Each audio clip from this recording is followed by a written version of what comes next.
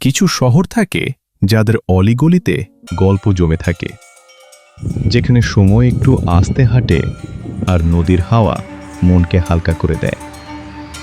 এই যেমন আমাদের শ্রীরামপুর।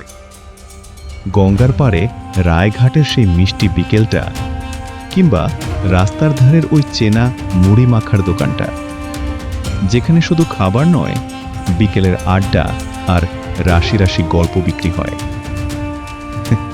এ শহর তো শুধু ইট কাঠের নয়, এ শহর এক টুকরো অনুভূতির। ইতিহাসের পাতায় উল্টে দেখলে এই শহর শোনায় ড্যানিশদের উপকথা, শত বছরের পুরনো সেন্ট ওলাভস চার্চের শান্ত নীরবতা, কিংবা ডেনমার্ক রেস্তোরাঁর রাজকীয় রূপ। শ্রীরামপুর আজও তার বুকে বয়ে চলেছে এক টুকরো ইউরোপকে। কত শত পরিবর্তন এলো গেল, কিন্তু এই পুরনো দেওয়ালগুলো আজও নিজের ঐতিহ্য আঁকড়ে দাঁড়িয়ে আছে। শ্রীরামপুর স্টেশন, শহরের হৃদস্পন্দনে। হাজার হাজার মানুষের রোজকার ব্যস্ততা আর বাড়ি ফেরার তাগিদ এই স্টেশনেই এসে মেশে। শ্রীরামপুর মানেই তো ভক্তির এক অপরূপ মেলবন্ধন। মহেশের ঐতিহাসিক রথযাত্রা, যেখানে জাতি, ধর্ম, বর্ণ নির্বিশেষে হাজারো হাত এক হয়ে যায় রথের দড়ি টানতে।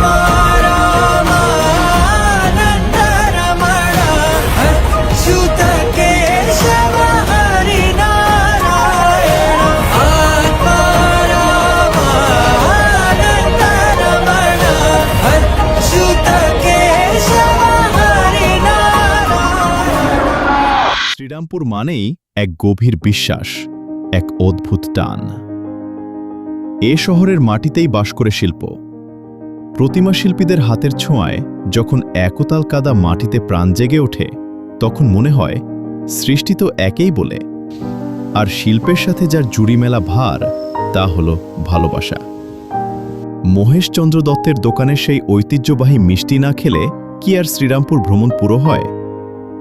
মিষ্টির স্বাদ বদলে যেতে পারে, কিন্তু এই দোকানের ভালোবাসার স্বাদ আজও এক রয়ে গেছে। শ্রীরামপুর কোনো সাধারণ শহর নয়, এ এক চিরন্তন অনুভূতি। আপনি যতই দূরে চলে যান না কেন, গঙ্গার ধারের ওই হাওয়া, মুড়িচপের চেনা গন্ধ আর এই শহরের আপন করে নেওয়ার ক্ষমতা আপনাকে বারবার ফিরিয়ে আনবেই। শ্রীরামপুর, তুমি শুধু একটা শহর নও, তুমি ইতিহাস, স্মৃতি আর অনুভূতির এমন এক ঠিকানা, যেখানে ফিরে আসতে কোনো কারণ লাগে না।